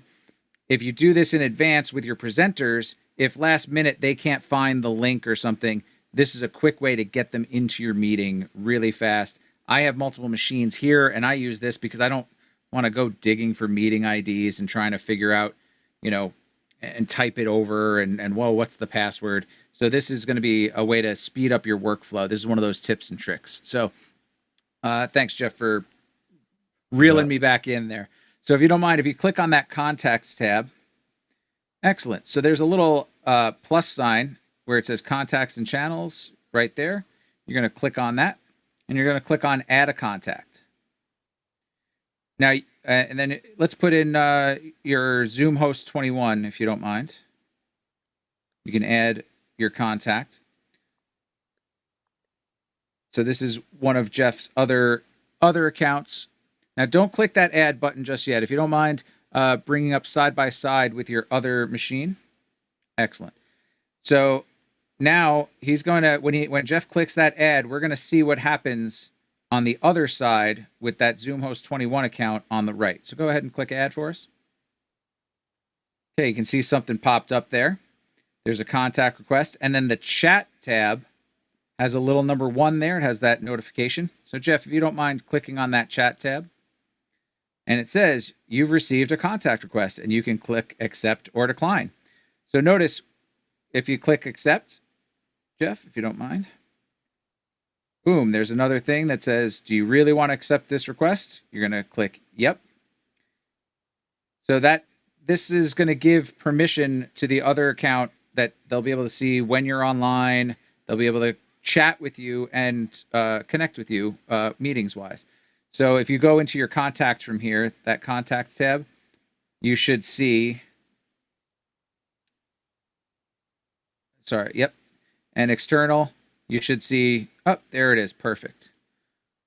Excellent. So now that we've accepted the invitation, Jeff, do you mind bringing the other one up full screen for us? Perfect. So now you've got a dialog that lets you know that it's been accepted. Perfect. And then if you go to chat, we'll clear that notification. It just says, boom, you've got a thing. This is where you could use Zoom chat. So whenever you see something that says Zoom chat, they're almost never referring to the in-meeting chat. They're referring to their own external chat feature. We could have also added a channel, which allows you to add multiple people in your contacts to a chat and whatnot. It's a pretty underutilized but powerful feature if you needed another way to chat with people. So, Jeff, if you don't mind going to your home page, why don't you can you start up a meeting for me? There we go. Great, there you are. All right. And now, if you don't mind, at the bottom of that Zoom window, there's the participants button. Right next to it is an up caret. Yep. So if you click that up caret, you see there's invite. You can also get there by hitting Command I or Alt I. And then when you click on that, now you've got your contacts. Oh, look, it's me and your Zoom test kitchen. So if you click on that Zoom test kitchen, don't click invite yet. You notice that invite at the bottom right of that window turned blue. If you don't mind bringing up the two up again, both. So now if you click that blue invite, we'll see what happens on the other side. Look at that. You get a pop-up that asks if you want to join or decline. And you should be able to hear it ringing. It's ringing. I can hear it ringing. Yep. All right. So we're all familiar with that if you use FaceTime. So why don't you click join and go to the two up again. And up, you want to join without video or with video? I'll do without, but great. And then if you admit it, we should have both of you in that meeting at the same time. Great. So we've got a meeting. That was super quick to get that second person into that meeting. And if you had multiple contacts, you can click all of them and hit invite, and it'll send it to all of them all at once. Two quick questions. Oh, yeah. Sorry. Two quick questions. Sure. One is for that activation, that invite to go through where you get the ding, ding, ding, ding, ding, ding, ding, that thing. Yep. Does Zoom have to be open? I've noticed it did on my phone, but I wasn't sure if that's across the board with all the platforms. So, yes. Well, Zoom has to be, you have to be logged into your Zoom if you're on desktop. And that little notification that popped up was because he was logged in. That will show up depending how you have. You can actually disable notifications in your settings, so it may or may not pop up. But that little notification in the chat tab, that little icon, that will be there if you were not already logged in. That will still be there when you come back. But the Zoom client has to be actually launched. If you have the program closed, I don't think you get. It has to be run like in Windows. It has to be running in the tray where you don't really see it. You don't have to see it. It doesn't have to be an open window, but just in the tray where it's still actually running in the background. Mobile apps, they almost always are running in the background because it's the way they configure themselves. But yeah, it does on the desktop. Okay. Now, Jeff, did you close that meeting already? No. Okay. Can you bring up just the first screen for a second? I want to just show everybody that one last extra piece. Great. Let me spotlight you again real quick. Sorry. Great. Excellent. So if you don't mind, if you can click the up caret next to your microphone. And then click on the audio settings. So we heard the ringing coming through, and that was coming through Jeff's audio. And if you could look at between the speaker setting and the microphone setting, there's a checkbox that says use separate audio device to play ringtone simultaneously. When you check that, you get another option. You can have that ringer ring somewhere else. So it doesn't go through your Zoom meeting through your audio settings. So what I do is I have it actually set to go to a device that's not even connected to anything so that I don't get any incidental ringing when I'm in a meeting. And then you also have a volume slider after you've selected where you want it to go so you can adjust that volume. So if you have, a secondary audio device, you could set that up to always ring and it's, behind your right ear or something like that. Whatever you want to do, but you do have those options if you want. So that's important to know because a lot of people don't realize it's there. So you may want to uncheck that in case you don't want it to go ringing someplace it shouldn't. But cool. So that's what I wanted to show on that. So thanks, Ed. That's a great thing because I always forget about that ring somewhere else feature. And then the second question I have is I tried to bring I'm on a Mac. I use Contacts. The Mac program, the Apple program, to bring over multiple participants into that. And I was unsuccessful. Okay. And I'm not sure if it's just an incompatibility between Zoom and Contacts that are in Mac. I don't know if you have any insight into that. I'm not sure. I'm happy to get with you on that and see if we can figure it out. But also, are all of those contacts, is that the email addresses they use for Zoom? So if they're not a known contact, a known email address to Zoom, it's not going to be able to. Yeah, this was more around just bringing over a batch of stuff at once. It didn't work on any of it, and I can't remember. I have to go do and try it again and see what's going on, if it's something's grayed out or whatever it is. But we can do that offline. Right. But yeah, it's a great thing. If you have multiple accounts, make all of your accounts contacts with each other, and then you can bring in especially if you're doing production, if you're doing all these, if you have a ton of machines that you're using for these NDI captures, like we talked about earlier, if all of them are your contacts, now you can send them all one invite string and boom, they're all into your meeting if they're logged in on different accounts. So very, very good time-saving tip. The other thing maybe people didn't see or might have noticed was it will give you indication whether the people are online. So if they're online, there'll be a green circle. If they're online but inactive, I think it's a green rectangle. If they're in a meeting, you'll actually see a red camera icon that lets you know, like, hey, don't bother them because they're kind of busy right now. And you can even in your contacts and chats, in the chat window, you can set up an alert to let you know when they become available. So the chat feature and the contacts feature within the Zoom client is actually really powerful stuff for convenience, just things that can make your Zooming a little bit faster.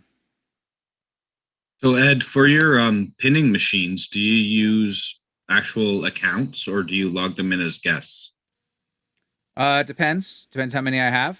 Usually the way I'm set up, I bring them in as accounts because I want to make them co-hosts and do all the things that I do. And I have enough accounts to be able to do that. But I have a client who just joins the meetings, or what they'll do sometimes is they'll join with their one paid account and then sign off and then join and sign off if it's a meeting that has registration and authentication enabled. So that's the benefit. What we'll usually do is we'll have a host machine as for the call, and each of my pinning machines will just join the call and not need to be a paid account.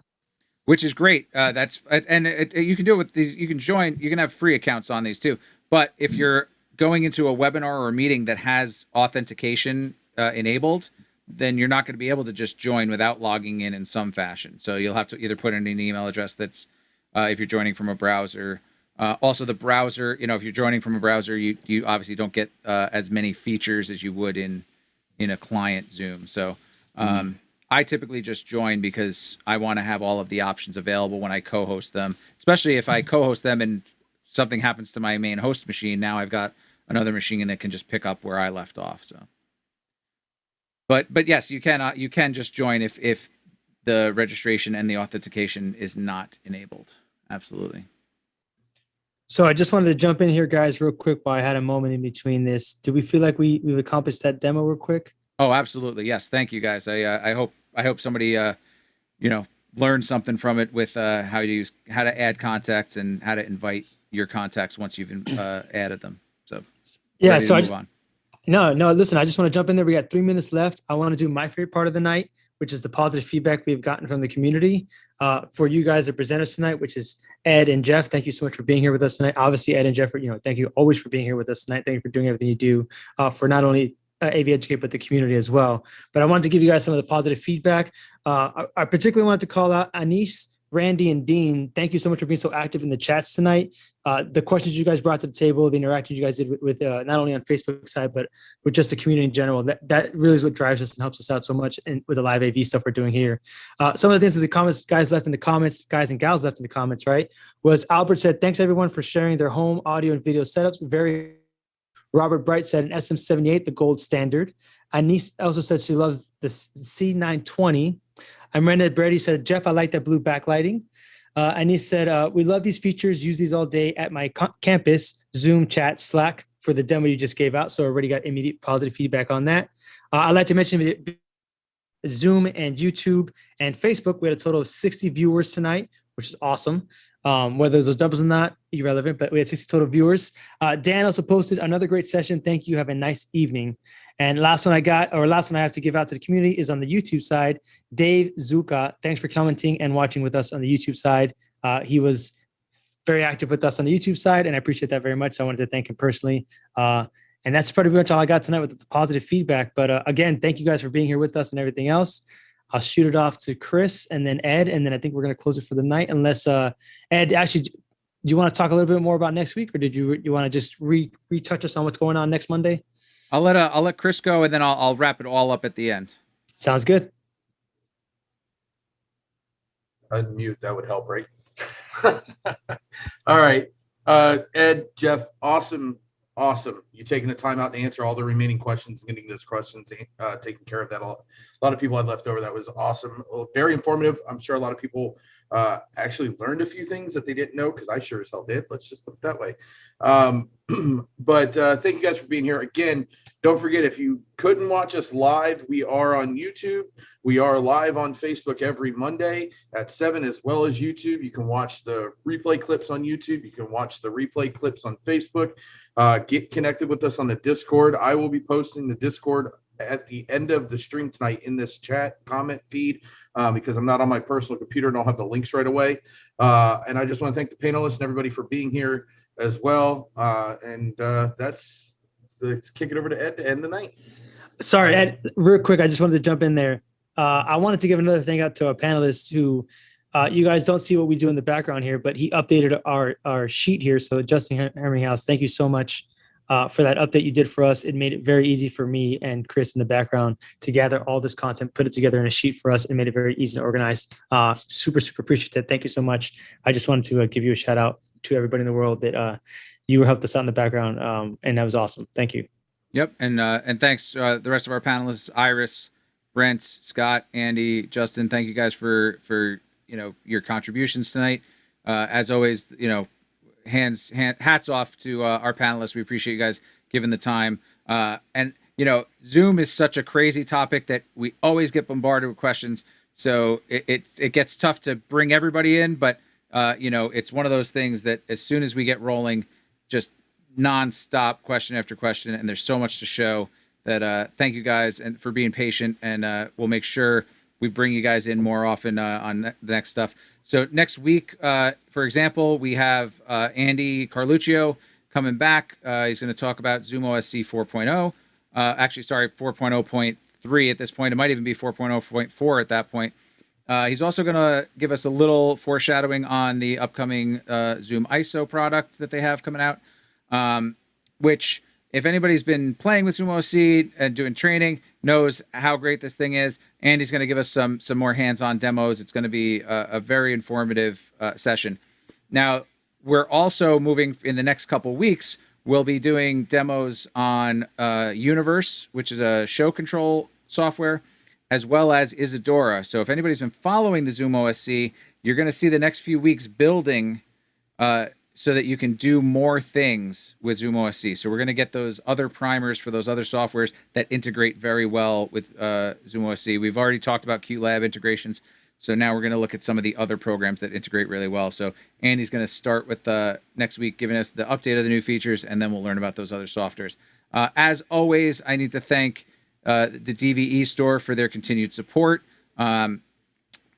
We have this great 1080p webinar for attendees, and we're able to broadcast in full 1080p everywhere because of the support of the DVE store. They've been a supporter for a very long time.